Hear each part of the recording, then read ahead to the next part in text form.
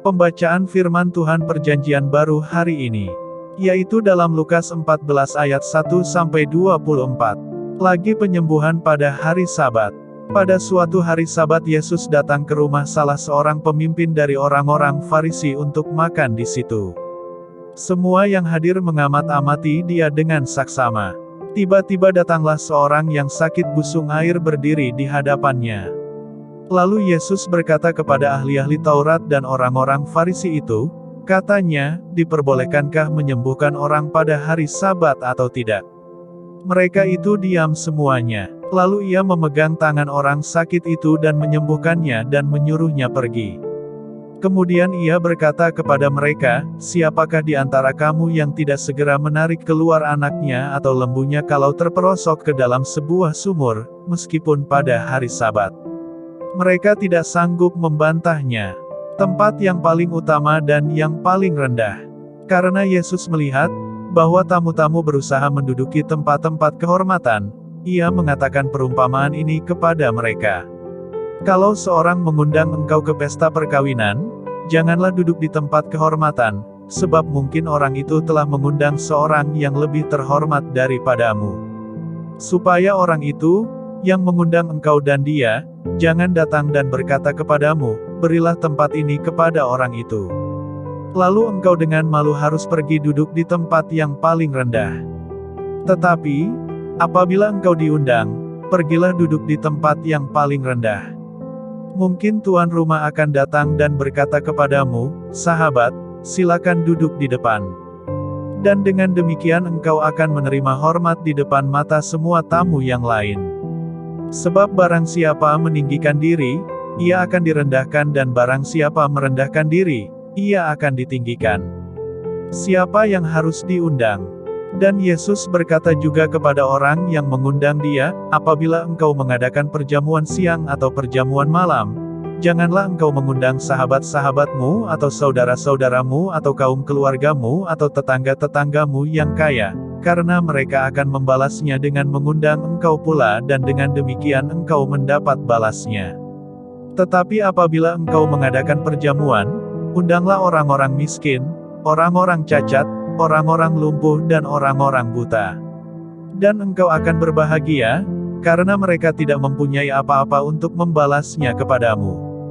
Sebab engkau akan mendapat balasnya pada hari kebangkitan orang-orang benar. Perumpamaan tentang orang-orang yang berdalih. Mendengar itu berkatalah seorang dari tamu-tamu itu kepada Yesus, berbahagialah orang yang akan dijamu dalam kerajaan Allah. Tetapi Yesus berkata kepadanya, ada seorang mengadakan perjamuan besar dan ia mengundang banyak orang. Menjelang perjamuan itu dimulai, ia menyuruh hambanya mengatakan kepada para undangan, marilah, sebab segala sesuatu sudah siap. Tetapi mereka bersama-sama meminta maaf. Yang pertama berkata kepadanya, aku telah membeli ladang dan aku harus pergi melihatnya, aku minta dimaafkan. Yang lain berkata, aku telah membeli 5 pasang lembu kebiri dan aku harus pergi mencobanya, aku minta dimaafkan. Yang lain lagi berkata, aku baru kawin dan karena itu aku tidak dapat datang. Maka kembalilah hamba itu dan menyampaikan semuanya itu kepada tuannya. Lalu murkalah tuan rumah itu dan berkata kepada hambanya, pergilah dengan segera ke segala jalan dan lorong kota dan bawalah kemari orang-orang miskin dan orang-orang cacat dan orang-orang buta dan orang-orang lumpuh. Kemudian hamba itu melaporkan, Tuan, apa yang Tuan perintahkan itu sudah dilaksanakan, tetapi sekalipun demikian masih ada tempat. Lalu kata tuan itu kepada hambanya, pergilah ke semua jalan dan lintasan dan paksalah orang-orang yang ada di situ masuk, karena rumahku harus penuh. Sebab aku berkata kepadamu, tidak ada seorang pun dari orang-orang yang telah diundang itu akan menikmati jamuanku.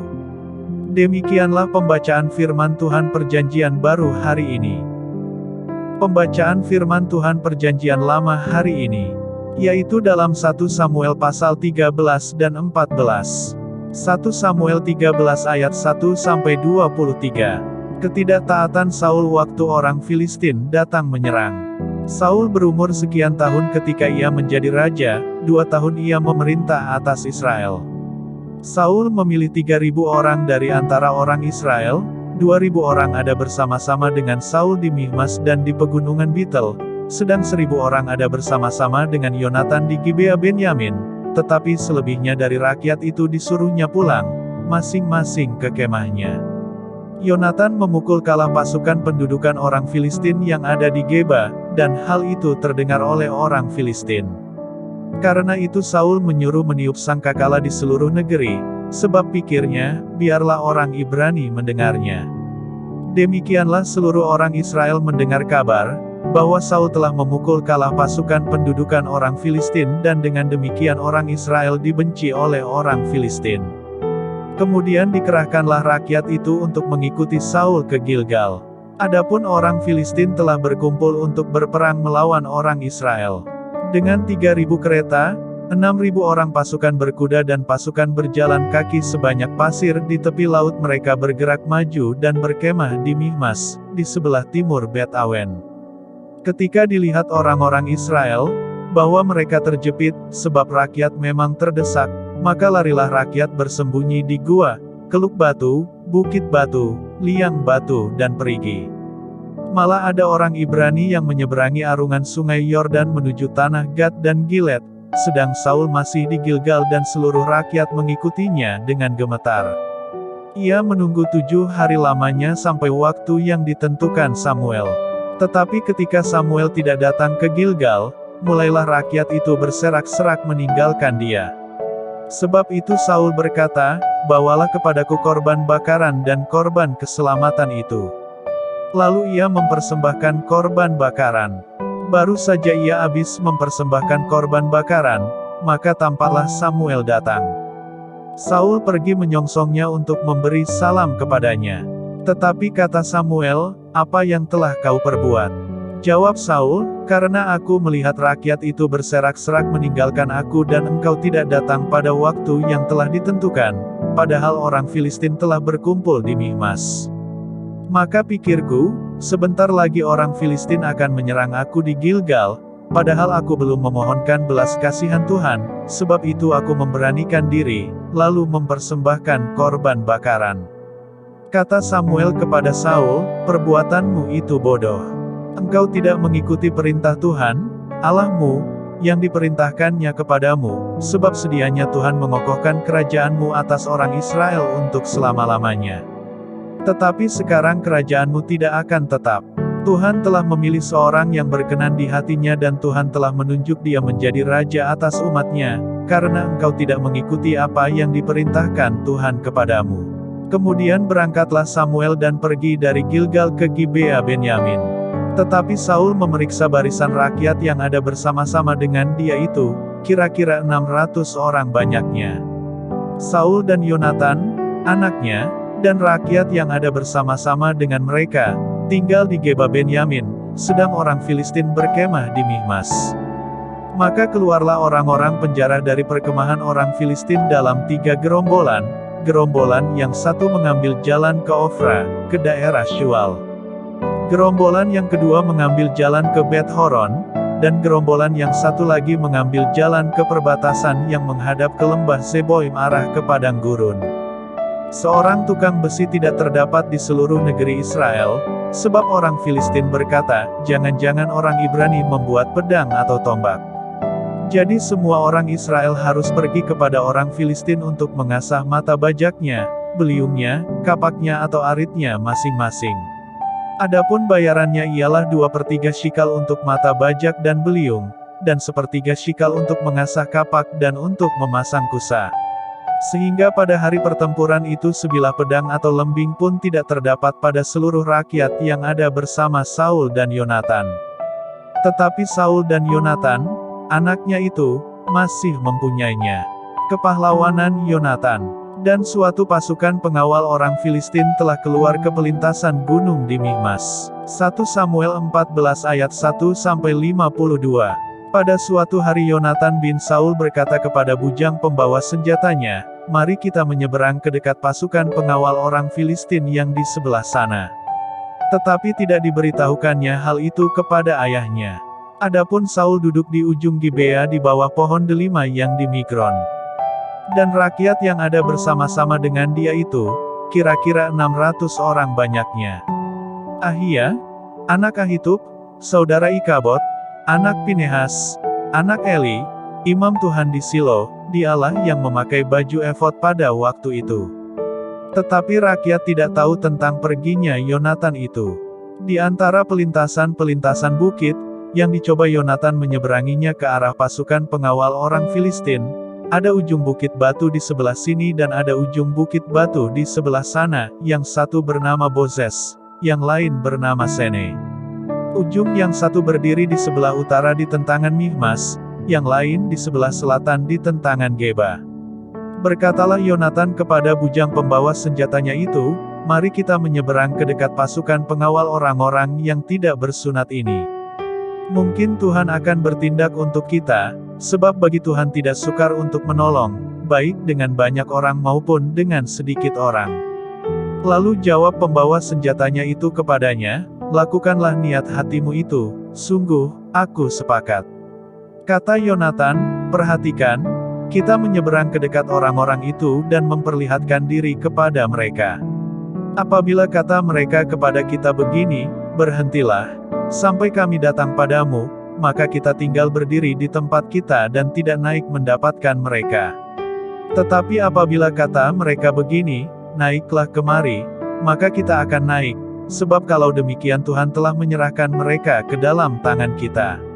Itulah tandanya bagi kita." Ketika mereka keduanya memperlihatkan diri kepada pasukan pengawal orang Filistin, berkatalah orang Filistin itu, "Lihat, orang-orang Ibrani keluar dari lobang-lobang tempat mereka bersembunyi." Orang-orang dari pasukan pengawal itu berseru kepada Yonatan dan pembawa senjatanya, katanya, "Naiklah kemari, maka kami akan menghajar kamu." Lalu kata Yonatan kepada pembawa senjatanya, "Naiklah mengikuti aku, sebab Tuhan telah menyerahkan mereka ke dalam tangan orang Israel." Maka naiklah Yonatan merangkak ke atas, dengan diikuti oleh pembawa senjatanya. Orang-orang itu tewas terparang oleh Yonatan, sedang pembawa senjatanya membunuh mereka dari belakangnya. Kekalahan yang pertama ini, yang ditimbulkan Yonatan dan pembawa senjatanya itu, besarnya kira-kira 20 orang dalam jarak kira-kira setengah alur dari sepembajakan ladang. Lalu timbullah kegentaran di perkemahan, di padang dan di antara seluruh rakyat. Juga pasukan pengawal dan penjara-penjara itu gentar, dan bumi gemetar, sehingga menjadi kegentaran yang dari Allah. Ketika peninjau-peninjau Saul di Gibea Benyamin melihat hal itu, dan sesungguhnya, orang ramai seperti ombak berjalan ke sana kemari. Berkatalah Saul kepada tentara yang bersama-sama dengan dia itu, "Periksalah barisan dan lihatlah siapa yang pergi daripada kita." Mereka memeriksa barisan, dan ternyata Yonatan dan pembawa senjatanya tidak ada. Lalu kata Saul kepada Ahia, "Bawalah baju efod kemari." Karena pada waktu itu dialah yang memakai baju efod di antara orang Israel. Tetapi sedang Saul berbicara kepada imam itu, maka kian lama kian bertambahlah keributan di perkemahan orang Filistin, sehingga Saul berkata pula kepada imam itu, "Biarlah." Kemudian berkumpullah Saul dan seluruh rakyat yang bersama-sama dengan dia itu, dan ketika mereka sampai ke tempat pertempuran, tampaklah setiap orang menikam temannya dengan pedang, suatu huru-hara yang sangat besar. Lagi pula orang-orang Ibrani yang telah lama tinggal pada orang Filistin dan yang telah ikut maju dalam tentara mereka, mereka juga berbalik untuk bergabung dengan orang-orang Israel yang ada bersama-sama dengan Saul dan Yonatan. Bahkan, ketika semua orang Israel yang telah bersembunyi di pegunungan Efraim, mendengar bahwa orang Filistin telah lari, orang-orang itu pun bergabung dengan mereka dalam pertempuran. Demikianlah Tuhan menyelamatkan orang Israel pada hari itu. Pertempuran itu meluas sampai lewat Bet Awen. Yonatan dibebaskan dari kutuk. Ketika orang-orang Israel terdesak pada hari itu, Saul menyuruh rakyat mengucapkan kutuk. Katanya, "Terkutuklah orang yang memakan sesuatu sebelum matahari terbenam dan sebelum aku membalas dendam terhadap musuhku. Sebab itu tidak ada seorang pun dari rakyat yang memakan sesuatu." Dan seluruh orang itu sampailah ke suatu hutan dan di sana ada madu di tanah. Ketika rakyat sampai ke hutan itu, tampaklah ada di sana madu meleleh. Tetapi tidak ada seorang pun yang mencedoknya ke mulutnya dengan tangan, sebab rakyat takut kepada sumpah itu. Tetapi Yonatan tidak mendengar, bahwa ayahnya telah menyuruh rakyat bersumpah. Ia mengulurkan tongkat yang ada di tangannya dan mencelupkan ujungnya ke dalam sarang madu, kemudian ia mencedoknya ke mulutnya dengan tangan, lalu matanya menjadi terang lagi. Dan seorang dari rakyat berbicara, katanya, ayahmu telah menyuruh rakyat bersumpah dengan bersungguh-sungguh. Katanya, terkutuklah orang yang memakan sesuatu pada hari ini, sebab itu rakyat letih lesu. Lalu kata Yonatan, ayahku mencelakakan negeri, coba lihat, bagaimana terangnya mataku, setelah aku merasai sedikit dari madu ini. Apalagi, jika sekiranya rakyat pada hari ini boleh makan dengan bebas dari jarahan musuhnya, yang telah didapatnya. Tetapi sekarang tidaklah besar kekalahan di antara orang Filistin. Dan pada hari itu mereka memukul kalah orang Filistin dari Michmas sampai ke Ayalon. Rakyat sudah sangat letih lesu. Sebab itu rakyat menyambar jarahan, mereka mengambil kambing domba, lembu dan anak lembu, menyembelihnya begitu saja di atas tanah, dan memakannya dengan darahnya. Lalu diberitahukanlah kepada Saul, demikian, lihat, rakyat berdosa terhadap Tuhan dengan memakannya dengan darahnya. Dan ia berkata, kamu berbuat khianat, gulingkanlah sekarang juga sebuah batu besar kemari. Kata Saul pula, berserak-seraklah di antara rakyat dan katakan kepada mereka, setiap orang harus membawa lembunya atau dombanya kepadaku, sembelihlah itu di sini, maka kamu boleh memakannya. Tetapi janganlah berdosa terhadap Tuhan dengan memakannya dengan darahnya. Lalu setiap orang dari seluruh rakyat membawa serta pada malam itu lembunya, dan mereka menyembelihnya di sana. Saul mendirikan mezbah bagi Tuhan, inilah mezbah yang mula-mula sekali didirikannya bagi Tuhan. Lagi kata Saul, marilah kita pada malam ini mengejar orang Filistin dan menjarahi mereka sampai fajar menyingsing dan janganlah kita biarkan hidup seorang pun dari mereka. Jawab mereka itu, perbuatlah apa yang kau pandang baik. Tetapi imam berkata, marilah kita dahulu tampil menghadap Allah di sini. Saul bertanya kepada Allah, bolehkah aku mengejar orang Filistin itu? Akan kau serahkankah mereka ke dalam tangan orang Israel? Tetapi pada hari itu ia tidak menjawab Saul. Lalu kata Saul, datanglah kemari, kamu segala pemuka rakyat, berusahalah mengetahui apa sebab dosa ini terjadi pada hari ini. Sebab demi Tuhan yang hidup, yang menyelamatkan orang Israel, sekalipun itu disebabkan oleh Yonatan, anakku, maka ia pasti akan mati. Tetapi seorang pun dari seluruh rakyat tidak ada yang menjawabnya. Kemudian berkatalah ia kepada seluruh orang Israel, kamu berdiri di sebelah yang satu dan aku serta anakku Yonatan akan berdiri di sebelah yang lain. Lalu jawab rakyat kepada Saul, perbuatlah apa yang kau pandang baik. Lalu berkatalah Saul, ya, Tuhan, Allah Israel, mengapa engkau tidak menjawab hamba-Mu pada hari ini? Jika kesalahan itu ada padaku atau pada anakku Yonatan, ya Tuhan, Allah Israel, tunjukkanlah kiranya Urim, tetapi jika kesalahan itu ada pada umat-Mu Israel, tunjukkanlah Tumim. Lalu didapati Yonatan dan Saul, tetapi rakyat itu terluput. Kata Saul, buanglah undi antara aku dan anakku Yonatan. Lalu didapati Yonatan. Kata Saul kepada Yonatan, beritahukanlah kepadaku apa yang telah kau perbuat. Lalu Yonatan memberitahukan kepadanya, katanya, memang, aku telah merasai sedikit madu dengan ujung tongkat yang ada di tanganku. Aku bersedia untuk mati. Kata Saul, beginilah kiranya Allah menghukum aku, bahkan lebih lagi daripada itu. Sesungguhnya, Yonatan, engkau harus mati. Tetapi rakyat berkata kepada Saul, masakan Yonatan harus mati, dia yang telah mendapat kemenangan yang besar ini di Israel. Jauhlah yang demikian, demi Tuhan yang hidup, sehelai rambut pun dari kepalanya takkan jatuh ke bumi. Sebab dengan pertolongan Allah juga dilakukannya hal itu pada hari ini. Demikianlah rakyat membebaskan Yonatan, sehingga ia tidak harus mati. Maka pulanglah Saul setelah mengejar orang Filistin, dan orang Filistin itu pun kembali ke tempat kediamannya.